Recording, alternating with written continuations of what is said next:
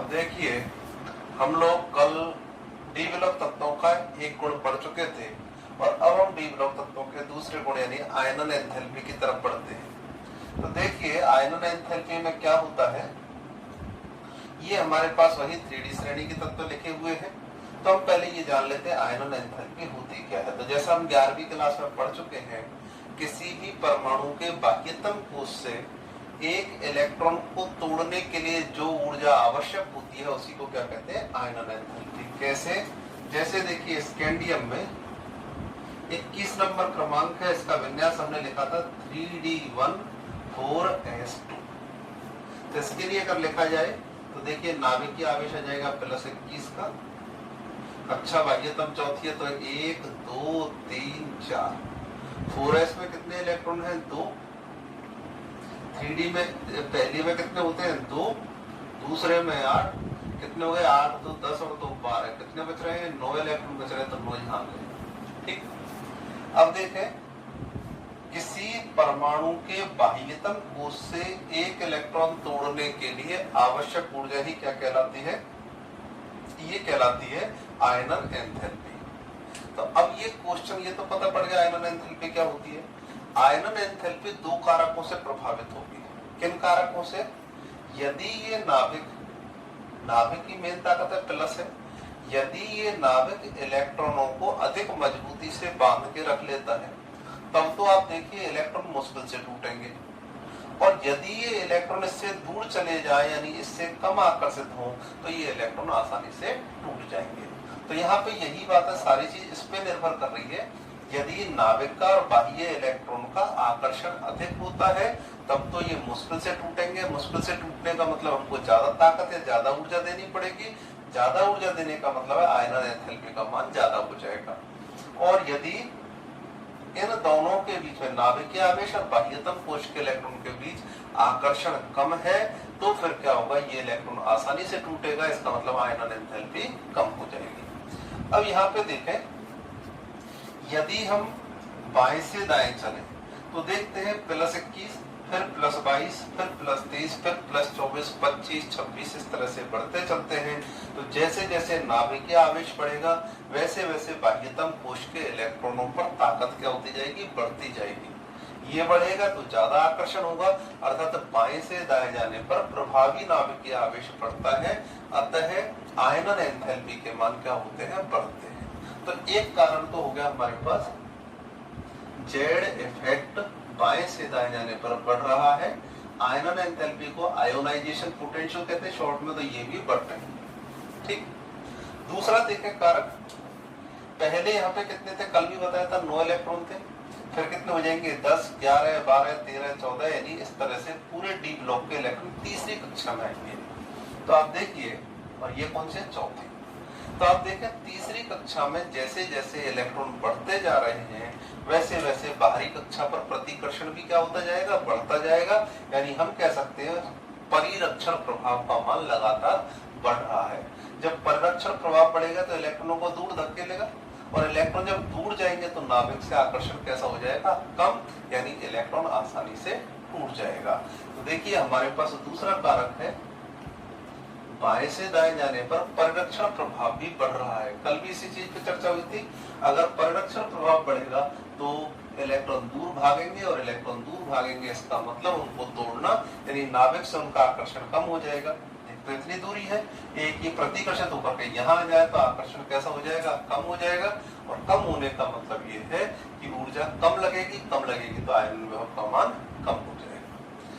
तो बाएं से दाएं जाने पर दोनों कारक ही साथ साथ काम कर रहे हैं, यानी आयनन विभव बढ़ाने वाला भी और आयनन विभव घटाने वाला भी। तो जितना आयनन विभव यह कारक बढ़ाता है उतना ही आयनन विभव ये कारक, उतना ही आयनन विभव ये वाला कारक क्या कर देता है, कम कर देता है। देखो, एक बढ़ा रहा है और दूसरा क्या कर रहा है, कम। तो इस वजह से जो डी ब्लॉक में 3D श्रेणी के तत्व होते हैं उनके आयनन विभव के मान लगभग समान होते हैं। तो क्वेश्चन ये पूछा जाता है, क्या कारण है 3D श्रेणी के या डी ब्लॉक तत्वों के आयनन विभव लगभग समान होते हैं। रीजन दे सकते हैं कि बाएं से दाएं जाने पर जितना प्रभावी नाभिकीय आवेश बढ़ता है उतना ही साथ साथ परिरक्षण प्रभाव भी बढ़ता है। अतः प्रभावी नाभिकीय आवेश के कारण आयनन विभव के मान में वृद्धि होती है, जबकि सिग्मा इफेक्ट के कारण कमी आती है। अतः ये दोनों कारक एक दूसरे के प्रभाव को प्रति संतुलित कर देते हैं और आयनन विभव के मान में विशेष परिवर्तन नहीं होता, ये लगभग समान होते हैं। तो ये तो हमारे पास एक कारक हो गया। और देखें इसमें क्वेश्चन क्या हो सकते हैं।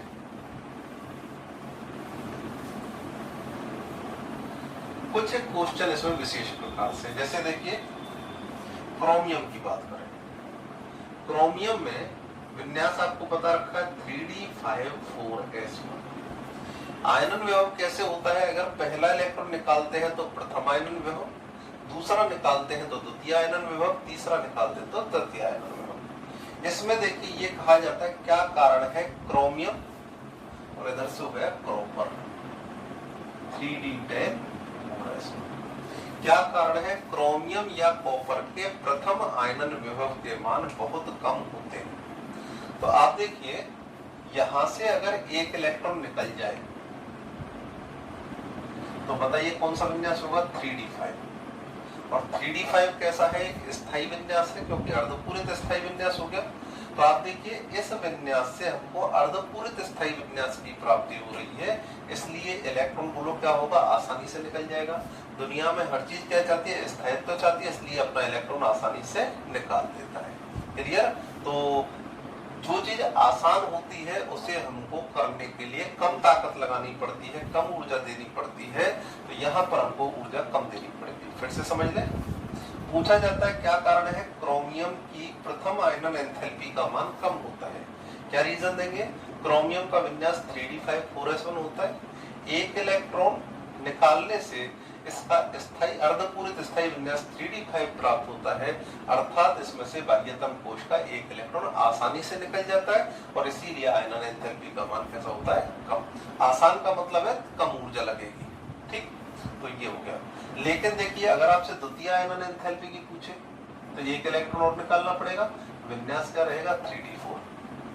अब ये कैसा है, स्थायी, और ये कैसा है इसकी तुलना में अस्थायी। तो क्या चीज स्थायी से अस्थायी में जाना पसंद करेगी, नहीं करेगी, अर्थात एक इलेक्ट्रॉन बहुत ही मुश्किल से निकलेगा। तो द्वितीय आयनन एंथैल्पी के मान कैसे होते हैं, उच्च होते हैं। फिर से एक बार सुन ले, आयनन एंथैल्पी का मतलब है वह ताकत या वह ऊर्जा जो एक इलेक्ट्रॉन निकालने के लिए काम आती है। अगर इलेक्ट्रॉन आसानी से निकलेगा तो कम ऊर्जा काम होगी, और मुश्किल से अगर निकलेगा तो ज्यादा ऊर्जा चाहिए। ठीक, तो यहाँ से आपने क्लियर समझ लिया। ठीक सेम टू सेम कॉपर का है। कॉपर में देखें एक इलेक्ट्रॉन निकालने से क्या होगा, पूर्ण पूरित स्थायी विन्यास। तो पूछा जाता है क्या कारण है, कॉपर की प्रथम आयनन एंथैल्पी का मान अति उच्च होता है, वो अति निम्न होता है। तो क्या कहेंगे कि कॉपर में एक इलेक्ट्रॉन निकालने के पश्चात पूर्ण पूरित स्थायी विन्यास की प्राप्ति होती है, अतः एक इलेक्ट्रॉन आसानी से निकल जाता है और आयनन एंथैल्पी के मान प्राप्त होते हैं। ठीक, ऐसे ही द्वितीय आयनन एंथैल्पी के लिए पूछे कि इसकी द्वितीय आयनन एंथैल्पी के मान उच्च क्यों होते हैं, तो देखिए द्वितीय का मतलब क्या है, एक इलेक्ट्रॉन तो पहले निकल गया 3d10, अगला निकालेंगे तो बताइए क्या अगला इलेक्ट्रॉन निकालना इसमें से आसान है क्या, तो उत्तर आएगा नहीं है, क्योंकि हमको पूर्ण पूरित में से निकालना है। तो पूर्ण पूरित से एक इलेक्ट्रॉन निकालना आसान नहीं होता, इसके लिए हमको अधिक ऊर्जा की आवश्यकता होती है। तो द्वितीय आयनन एंथैल्पी के मान अति उच्च होते हैं। तो दोनों ही क्वेश्चनों में महत्वपूर्ण है, आप लोगों को याद रख सकते हैं।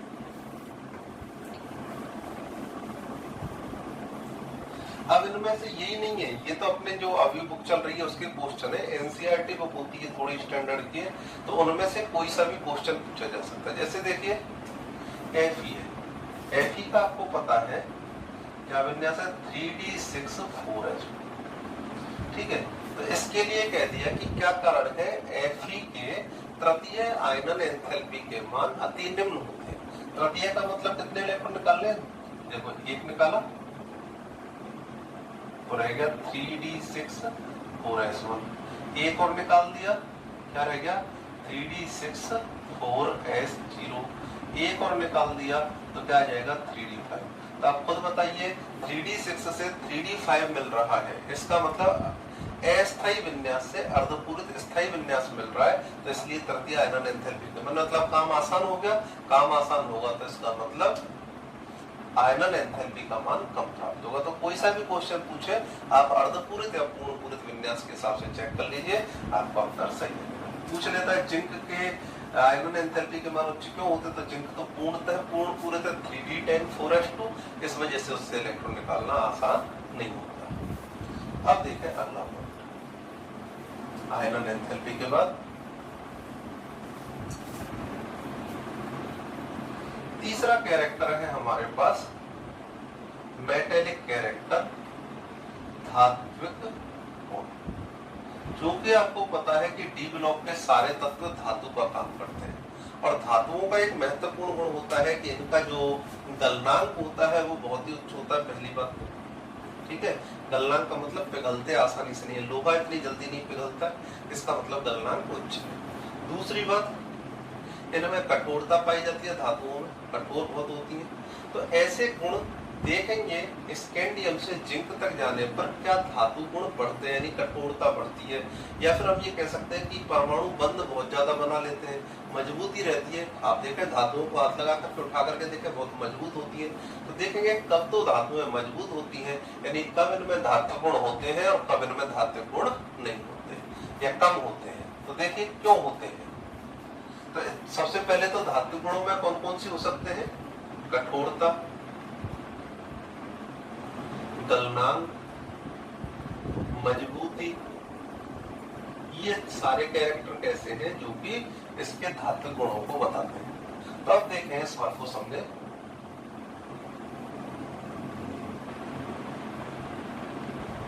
स्कैंडियम में देखें विन्यास रहता है 3d14s। बंध हमेशा अयुग्मित इलेक्ट्रॉन बनाता है। तो आप देखिए स्कैंडियम में बंध बनाने के लिए केवल कितने इलेक्ट्रॉन उपलब्ध है, 1। टाइटेनियम में कितने हो गए, 2। वेनेडियम में 3, 3d3(4s2). क्रोमियम का विन्यास है 3d5(4s1). कितने बंध हो गए, 6 अयुग्मित इलेक्ट्रॉन हो गए बंध बनाने के लिए। तो इसका मतलब इसमें बहुत ज्यादा बंध बनाने की सामर्थ्य होगी। मैग्नीज में फिर कितने रह गए, 5। Fe में कितने रह गए, वापस से 4 रह गए, 3d6(4s2). फिर देखें 3, फिर देखें 2, फिर देखें 1 इलेक्ट्रॉन रह जाएगा और लास्ट में 2 0 रह जाएंगे। तो आप देखते हैं स्कैंडियम से क्रोमियम तक जाने पर अयुग्मित इलेक्ट्रॉनों की संख्या बढ़ती है। तो जितने अयुग्मित इलेक्ट्रॉन होंगे उतने ही ज्यादा बंध बनेंगे, जितने बंध बनेंगे उतनी ही मजबूती आएगी, जितना मजबूत चीज होगी उतनी कठोर होगी, और जितनी कठोर होगी वो आसानी से पिघलेगी नहीं, यानी गलनांक भी उच्च होगा। और ये सभी गुण क्या कहलाते हैं, धात्विक गुण। तो देखिए स्कैंडियम से क्रोमियम तक जाने पर अयुग्मित इलेक्ट्रॉनों की संख्या में वृद्धि होती है। इस वजह से इनकी कठोरता, गलनांक, मजबूती वृद्धि होती है या फिर धात्विक गुणों के मान में वृद्धि होती है। लेकिन क्रोमियम में कितने इलेक्ट्रॉन हो गए थे, देखें 3d5(4s1). 6 अयुग्मित इलेक्ट्रॉन तो 6 बंध बनाएंगे। मैग्नीज में कितने रह जाएंगे, 5। Fe में 4। इसका मतलब क्रोमियम के पश्चात मैग्नीज से Zn तक जाने पर डी कक्षकों में अयुग्मित इलेक्ट्रॉनों की संख्या क्या होती जाती है, कम होती जाती है। इस वजह से बंध बनाने की क्षमता भी कम होती है, कठोरता कम हो जाती है, गलनांक कम हो जाते हैं, मजबूती कम होती है, अर्थात धात्विक गुणों में कमी आती है। तो पूछ ले क्या इसके मतलब एक दो तरह से क्वेश्चन होते हैं। एक तो ये है कि स्कैंडियम से जिंक तक जाने पर गलनांक पर क्या प्रभाव पड़ता है। तो हम बता सकते हैं स्कैंडियम से क्रोमियम तक बढ़ते हैं, उसके पश्चात कम होने लगते हैं। ठीक, एक और इसमें पॉइंट है थोड़ा सा, वो ध्यान रखना। Mn में देखें कितने इलेक्ट्रॉन है, 5 अयुग्मित इलेक्ट्रॉन है और 2 कैसे हैं, युग्मित इलेक्ट्रॉन। तो इसका मतलब Mn कितने बंध बनाना चाहिए, 5। वहीं Fe के अंदर देखें कितने हैं, 3d6(4s2). तो अयुग्मित इलेक्ट्रॉन कितने रह गए, Fe के अंदर 4। इसकी बंध सामर्थ्य, धात्विक सामर्थ्य, मजबूती, कठोरता, गलनांक ज्यादा होना चाहिए मैग्नीज का। लेकिन आप जानते हैं मैग्नीज का जो विन्यास है वो क्या है, 3d5(4s1). तो बताइए पांचों इलेक्ट्रॉन जो है ये एक अर्धपूरित स्थायी विन्यास बताते हैं कि नहीं बताते, बिल्कुल बताते हैं। जब अर्धपूरित विन्यास होगा, स्थायी विन्यास होगा, तो स्थायी चीजें क्या किसी से बंध बनाना चाहती है, तो उत्तर है नहीं चाहती, क्योंकि उनका स्थायित्व इससे भंग होता है। तो मैग्नीज जो है उसमें अयुग्मित इलेक्ट्रॉन तो ज्यादा है किससे, Fe से, लेकिन फिर भी इसका अस्थायी विन्यास, सॉरी 3d5(4s), फिर भी इसका जो अस्थायी विन्यास है वो स्थायी विन्यास है वो भंग ना हो, इसलिए कम बंध बनाने की प्रवृत्ति रखता है। और जब कम बंध बनाएगा तो इसका मतलब इसकी धात्विक सामर्थ्य ज्यादा हो जाएगी और Mn की कम हो जाएगी, एक अपवाद है। क्रोमियम में भी यद्यपि 3d5 4s1 होता है, लेकिन ये पूर्ण अर्धपूरित स्थायी नहीं है, क्योंकि 3d5 4s1 टाइप है, इसमें 4s पूरा भरा है, 3d5 आधा, तो ये ज्यादा स्थायी माना जाता है, इसलिए इसकी तुलना की गई है। ठीक है, तो स्कैंडियम से क्रोमियम तक अयुग्मित इलेक्ट्रॉनों की संख्या बढ़ती है, इसलिए धात्विक सामर्थ्य बढ़ती है। Mn और Fe का चक्कर समझा दिया। Mn का अर्धपूरित स्थायी विन्यास होने के कारण इसकी धात्विक सामर्थ्य थोड़ी कम होती है, Fe की इससे ज्यादा होती है। उसके पश्चात लगातार धात्विक सामर्थ्य में कमी आती जाती है, क्योंकि अयुग्मित इलेक्ट्रॉनों की संख्या कम होती जाती है। तो ये हमारे पास धात्विक सामर्थ्य होगी। अब हम लेते हैं चौथा गुण।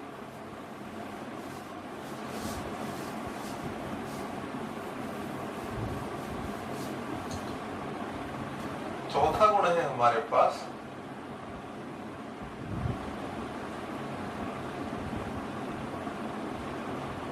रंग, कलर। तो आप देखें डी ब्लॉक जो तत्व मैंने अभी लिखे थे स्कैंडियम से लेकर के आपके जिंक तक के, इन तत्वों में एक खास बात होती है कि इनके यौगिक विशेष प्रकार के रंग प्रदर्शित करते हैं। जैसे सोना देखिए, डी ब्लॉक के तत्वों में सोना है, कॉपर है, कॉपर अपना ऐसा तांबई कलर देता है, ठीक है, आयरन है भूरा कलर देता है। तो ऐसे हर एक यौगिक के अपने अपने कलर होते हैं। कॉपर किसी के संग मिलकर नीला कलर भी देता है। तो असल में जो डी ब्लॉक तत्व है वो कुछ विशेष प्रकार के रंग प्रदर्शित करते हैं। तो हमको यही बताना है कि डी ब्लॉक तत्व रंग प्रदर्शित क्यों करते हैं। ठीक, तो इसके लिए क्या है, हमारे पास एक 9वां चैप्टर है, इससे जस्ट अगला है उपसह संयोजक यौगिक। तो डी ब्लॉक तत्व जैसे मान लीजिए कोई भी है हमारे पास Fe, ये क्या करेगा, बहुत सारे ऋणायनों के साथ मिलकर के, कितने ऋणायन हो सकते हैं, 4 हो सकते हैं, 6 हो सकते हैं, 5 हो सकते हैं, 8 हो सकते हैं, इतने ऋणायनों से हर एक परमाणु की फिक्स संख्या होती है, वो फिक्स संख्या में मिलता है। जिससे क्लोरीन अगर इसके पास आएंगे तो 6 से मिल सकता है। तो इसने क्या किया, 6 क्लोरीनों के संबंध बना दिए। और ये जो बंध बनते हैं ये किस प्रकार के बनते हैं कि Fe के कक्षकों में क्लोरीन अपने लोन पेयर यानी इलेक्ट्रॉनों के जोड़े देकर के इस तरह से उपसह संयोजक बंध बनाता है। इन बंधों को कहते हैं उपसह संयोजक बंध। ठीक, यह कहलाती है हमारे पास केंद्रीय धातु आयन और ये कहलाते हैं लिगेंड। तो ऐसे मैं केवल एक उदाहरण दे रहा हूं, अभी आप इसको ज्यादा टेंशन में ना ले कि जाने क्या आ गया। आप तो ये समझे जो डी ब्लॉक के धातु तत्व होते हैं वो विभिन्न प्रकार के ऋणायनों से या अन्य यौगिकों से क्रिया करके और एक विशेष प्रकार के यौगिक बनाते हैं, जिनको हम संकुल यौगिक कहते हैं, उपसह संयोजक। तो देखिए ये मान लो बन गया, यहाँ पर Fe पर +2 आवेश है, Cl6 पर Cl पर -1 तो 6 पे हो गया -6 और +2 तो कितना आवेश आ गया, -4। इन संकुल यौगिकों को हम बड़े कोष्टक में बंद करते हैं, इन्हें कहते हैं उपसह संयोजक यौगिक। तो अब इसका रंग से क्या संबंध है, इसका रंग से ये संबंध है जब किसी धातु आयन के पास में लिगेंड आते हैं तो ये क्या करते हैं, बोलो धातु आयन के पास डी कक्षक 5 थे या नहीं थे, ये 5 कक्षक। अब ये भी बताया था D5 होते हैं डी कक्षक 5। सामान्यतः इन 5 कक्षकों की ऊर्जाएं कैसी रहती है, समान। मतलब आपसे कहा जाए D1 का इलेक्ट्रॉन भरना है तो आप यहाँ भरिए, चाहे यहाँ भरो, चाहे यहाँ भरो, चाहे यहाँ, कहीं भी भर सकते हैं। यानी 5 कक्षकों की ऊर्जाएं समान है, इसलिए इन कक्षकों को क्या कहते हैं, समभ्रंश कक्षक। किस नाम से जानते हैं, समभ्रंश कक्षक। लेकिन जब ये लिगेंडों के क्षेत्र में आते हैं, बोलो लिगेंडों के क्षेत्र में आ गए तो ये कक्षक 2 हिस्सों में बढ़ जाते हैं। 3 कक्षक तो आ जाते हैं नीचे और 2 कक्षक हो जाते हैं ऊपर। यानी अब 5 कक्षकों की ऊर्जा समान नहीं रहती, बल्कि 3 कक्षकों की ऊर्जा कम हो जाती है और 2 कक्षकों की ऊर्जा ज्यादा। इन कक्षकों के नाम है जैसे DXY, DYZ, DZX, DX² - Y² और DZ²। ये 5 कक्षक हैं। ठीक, इन 5 में से ये 3 प्रकार के कक्षक है XY, YZ और ZX, ये तो आ जाते हैं नीचे की तरफ, इनको कहते हैं T2G कक्षक। और जिन कक्षकों की ऊर्जाएं ज्यादा होती हैं DX² - Y² और DZ², इन्हें कहते हैं ईजी कक्षक। तो बोलिए कक्षक कितने प्रकार के हुए? 2 प्रकार के। फिर से आप कलर को समझे। डी ब्लॉक तत्व रंग प्रदर्शित कर रहे हैं, करते हैं, तो हम ये बात कोशिश कर रहे हैं प्रूफ करने की रंग प्रदर्शित क्यों करते हैं। तो आप ध्यान से समझे, डी ब्लॉक तत्व विशेष प्रकार के लिगेंडों से, इनको क्या कहा जाता है? ऋणायनों को लिगेंड, लिगेंडों से क्रिया करके संकुल यौगिकों का निर्माण करते हैं। इन लिगेंडों की उपस्थिति में केंद्रीय धातु आयन के डी कक्षक 2 भागों में विभाजित हो जाते हैं, विभाजित हो जाते हैं, जिनमें से कम ऊर्जा के T2G और ज्यादा ऊर्जा के EG कक्षक। अब आप देखें, मैंने बताया था यहाँ पे Fe पर कितना आवेश है? +2। तो Fe का विन्यास देखें कितना होता है? 3d6 Fe +2 में कितने इलेक्ट्रॉन निकल जाएंगे? 2 निकल जाएंगे। कितने रह जाएंगे? 6। तो देखें 1 2 3 4 5 6 हो गए 6। यहाँ हमारे तो देखें, पहले हमेशा कम ऊर्जा के कक्षक, फिर ज्यादा ऊर्जा के 1 2 3 4 5 6। बोलो भर गए कि नहीं भरे इस प्रकार से? या फिर हो सकता है दूसरा तरीका ये भी था, 1 2 3 4 5 6 इस प्रकार से भरे जा सकते हैं इलेक्ट्रॉन। 2 तरीके हैं, वो हम अगले चैप्टर में डिस्कस करेंगे, तब आपको बताएंगे कैसे इलेक्ट्रॉन भरे जाते हैं। फिलहाल तो आप ये समझे 6 इलेक्ट्रॉन भरने का ये सिस्टम, ठीक। अब देखें ऊपर की जगह खाली है या नहीं है कक्षकों की, तो हमें पता है खाली है, क्योंकि अभी एक इलेक्ट्रॉन आया, एक जगह खाली है। तो जब मान लीजिए हमारे पास एक ऐसी टॉर्च हो जिसमें दृश्य ऊर्जा के विकिरण निकलते हैं। दृश्य ऊर्जा के विकिरण का मतलब होता है विवग्योर। विवग्योर का मतलब है बैगनी, पीला, बैंगनी, नीला, आसमानी, इस तरह से है, हरा, नारंगी, लाल, इस तरह के हैं। तो आप क्या करें, टॉर्च से इसमें कलर डाला, ठीक है, टॉर्च से प्रकाश डाला। तो इन यौगिकों की विशेषता है कि इसे दृश्य ऊर्जा के विकिरणों में से किसी एक विकिरण को ग्रहण कर लेंगे। कर लिया ग्रहण, ग्रहण करेगा तो ऊर्जा है, रंग भी क्या है अपने आप में ऊर्जा। तो ऊर्जा लेकर के निम्न ऊर्जा से कहां चला जाएगा? उच्च ऊर्जा में। तो एक इलेक्ट्रॉन चला गया यहाँ। कुछ समय के बाद जब ठंडा होएगा तो वापस से अपनी कक्षा में आएगा, तो ये वापस से आ गया अपनी कक्षा में। तो पहले इसने जिस रंग का अवशोषण किया है, अब इसको वही रंग क्या करना पड़ता है? त्यागना पड़ता है। तो बताइए हमको रंग दिखाई देगा कि नहीं देगा? जो रंग इसने ग्रहण किया है वही रंग त्यागता है। त्यागने का मतलब हमारी आंखों तक पहुंचेगा, और आंखों तक पहुंचेगा तो वो रंग हमको दिखाई देगा। दूसरा एक कॉन्सेप्ट और है, उससे भी समझिए। जब हम इस पर 7 रंग गिराते हैं, ठीक है, तो ये क्या करता है? एक रंग को अवशोषित करके कहां चला जाता है? उच्च ऊर्जा स्तर में चला गया। बाकी कितने कलर बचे? 6 इसके काम के नहीं है, तो 6 को वापस से धक्का दे देता, परावर्तित हो जाते हैं 6 कलर, और जब वहां से लौट के आते हैं तो 6 वापस से एक संग मिल जाते हैं। तो वो 6 कलर मिलकर के एक नया कलर बनाते हैं, वही हमारी आंखों तक पहुंचता है। उसे कहते हैं हम पूरक रंग। इसका पूरक है जो इलेक्ट्रॉन उत्तेजित हुआ था, जो प्रकाश इसने अवशोषित किया था, उसका पूरक रंग है, ठीक है। तो बताइए यह यौगिक कलर प्रदर्शित कर देगा कि नहीं करेगा? किस वजह से कर रहा है? इस वजह से कर रहा है क्योंकि इलेक्ट्रॉन यहाँ से रंग ग्रहण करके, रंग की ऊर्जा ग्रहण करके कहा जा रहा है? उच्च ऊर्जा स्तर में। तो ये कौन सा कक्षक है? डी। और ये भी कौन सा कक्षक है? डी। तो इस घटना को कहते हैं हम डी संक्रमण, ठीक। अब एक बार फिर से आप समझे, डी ब्लॉक तत्व रंग प्रदर्शित करते हैं क्योंकि लिगेंडों की उपस्थिति में इनके डी कक्षक T2G और EG कक्षकों में विपाटित हो जाते हैं, जो दृश्य ऊर्जा के विकिरणों का अवशोषण कर निम्न ऊर्जा स्तर से उच्च ऊर्जा स्तरों में इलेक्ट्रॉनों का संक्रमण दर्शाते हैं। निम्न ऊर्जा के डी कक्षक से उच्च ऊर्जा के डी कक्षक में जाने की क्रिया को डीडी संक्रमण कहते हैं। अर्थात डीडी संक्रमण के कारण ही ये यौगिक रंग दर्शाते हैं। तो इसे कहते हैं, आपसे पूछा जाए ये रंग क्यों दर्शाते, तो उत्तर सीधा सा है डीडी संक्रमण के कारण। बाकी आप इसको डिटेल में समझा सकते हैं।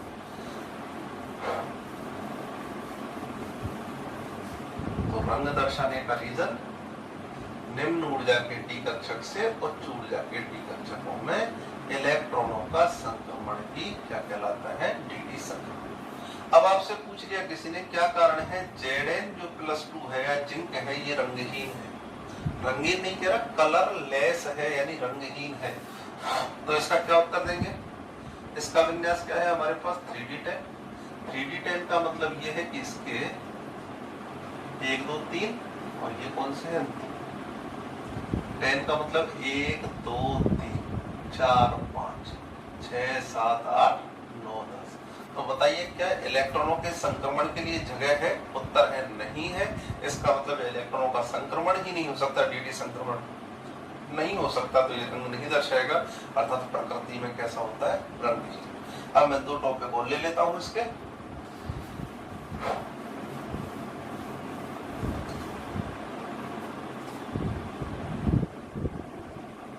पांचवा देखिए, इस साल बोर्ड में भी क्वेश्चन आया था, अंतराकाशी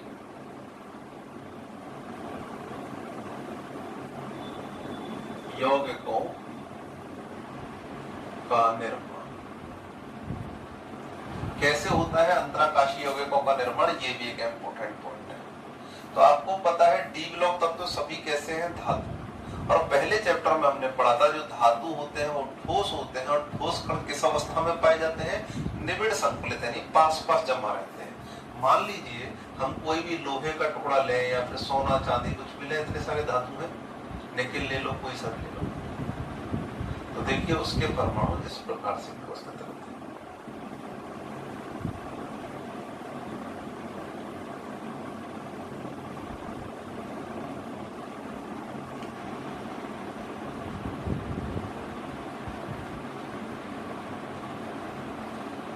इस व्यवस्था में चूंकि परमाणु बिल्कुल पास पास सटे हुए हैं, इसलिए इस व्यवस्था को कहते हैं निबिड़ संकुलित व्यवस्था। लेकिन आप देखिए इतनी निबिड़ संकुलन रहने के बाद भी बताइए परमाणुओं के बीच में कुछ ना कुछ गैप रह जाते हैं कि नहीं रह जाते? तो इसका मतलब इनके मध्य में कुछ ना कुछ अंतराल आवश्यक रूप से होते हैं। अब इन अंतरालों को ऐसे मान लीजिए जैसे बहुत सारे सेब एक दूसरे से सटा करके रख दिए जाए, और यदि हम छोटे छोटे अंगूर उनके मध्य में डालें तो वो लोग फंस जाएंगे कि नहीं फंसेंगे खाली जगह पे? इसी प्रकार से डी ब्लॉक की धातुएं, धातु परमाणु परस्पर निबिड़ संकुलित अवस्था में पाई जाती हैं तथा इनके मध्य छोटे छोटे अंतराकाश होते हैं। इन अंतराकाशों में अत्यंत छोटे परमाणु जैसे बोरोन है, कार्बन है, नाइट्रोजन है, हाइड्रोजन है, ये परमाणु क्या करते हैं? प्रवेश कर जाते हैं, और इन परमाणुओं के प्रवेश करने के कारण इन्हें क्या कहा जाता है? अंतराकाशीय यौगिक। अंतराकाश में परमाणु आ गए हैं तो ये जो पूरा यौगिक बनेगा क्या कहलाएगा? अंतराकाशीय यौगिक। तो देखें पूछा ये था कि क्या कारण है डी ब्लॉक तत्व अंतराकाशीय यौगिकों का निर्माण करते, तो उसका उत्तर यही बताया था कि डी ब्लॉक तत्व जो होते हैं उनके परमाणु निबिड़ संकुलित होते हैं, अति निबिड़ संकुलन संरचना में पाए जाते हैं, अतः इनके अंतराकाशों में बोरोन, कार्बन, नाइट्रोजन, हाइड्रोजन जैसे छोटे परमाणु प्रवेश कर जाते हैं और इनका निर्माण कर लेते हैं, अंतराकाशीय यौगिकों का निर्माण कर लेते हैं। अब यूं तो इनके प्रवेश करने से कुछ होता है कि नहीं होता? तो निश्चित रूप से बड़ा फायदा मिलता है। क्या फायदा है? एक तो इन यौगिकों की मजबूती बढ़ जाती है, दूसरी बात इनकी चमक बढ़ जाती है, तीसरी बात इनकी चालकता बढ़ जाती है, अर्थात ऊष्मीय और विद्युतीय चालकताओं में वृद्धि होने लग जाती है, इसीलिए इनका उपयोग किया जाता है। जैसे लोहे में अगर कार्बन मिला हो तो उसमें जंग नहीं लगती, वो स्टील बनने लगता है। तो ऐसे बहुत सारे गुण जो है अंतराकाशीय यौगिकों में होते हैं। तो वे यौगिक जो धातु परमाणुओं के अंतराकाशों में बोरोन, कार्बन, नाइट्रोजन, हाइड्रोजन जैसे छोटे परमाणुओं के प्रवेश के कारण बने हों, क्या कहलाते हैं? अंतराकाशीय यौगिक कहलाते हैं। तो ये अंतराकाशीय यौगिक है। एक आता है आपका मिश्र धातुओं का निर्माण।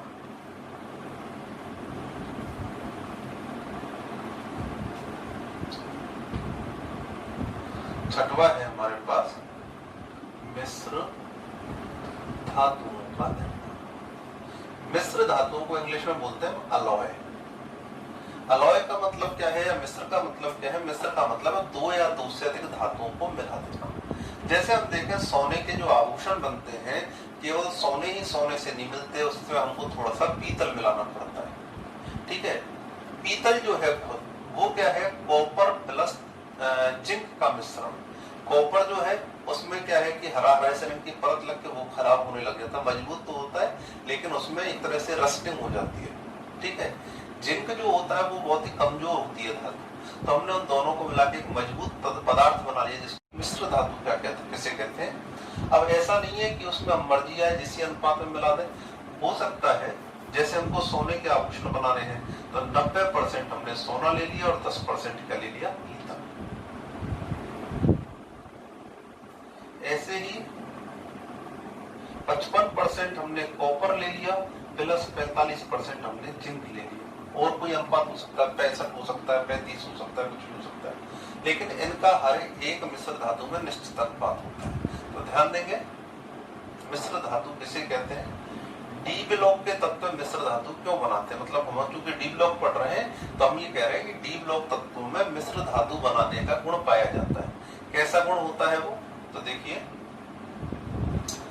हमने पढ़ा है कि डी ब्लॉक तत्वों के आकार लगभग कैसे रहते हैं, समान। ठीक है, इसलिए बताइए जब एक परमाणुओं के समूह में दूसरे परमाणुओं को मिलाएंगे तो बोलो आकार की तो टेंशन ही नहीं है, क्योंकि आकार सब एक दूसरे में सेट हो सकते हैं आराम से, आकार लगभग समान है। तो दो या दो से अधिक धातुओं का निश्चित अनुपात में बना हुआ मिश्रण ही क्या कहलाता है, मिश्र धातु कहलाता है। दो या दो से अधिक धातुओं के निश्चित अनुपात में मिश्रण से प्राप्त धातु को मिश्र धातु कहते हैं। इसके उपयोग से भी वही सब होता है जो हमने पढ़ा था किसमें, अंतराकाशीय यौगिकों में। चालकता बढ़ जाती है, कठोरता आ जाती है, मजबूती आ जाती है, तो ये सारे गुण किसके हैं, मिश्र धातु। बोलिए हो गया। तो इस प्रकार से हमारे पास आज के गुणों को हम यही समाप्त करते हैं। कल हम इसके अगले टॉपिक की चर्चा करेंगे। जो बचे हुए हैं मुख्य तो कल वाले हैं टॉपिक, वहां से भी क्वेश्चन काफी पूछे जाते हैं और चैप्टर जो कि इजी है तो आप लोग इसको अब आसानी से संग याद करते चलिए। Thank you.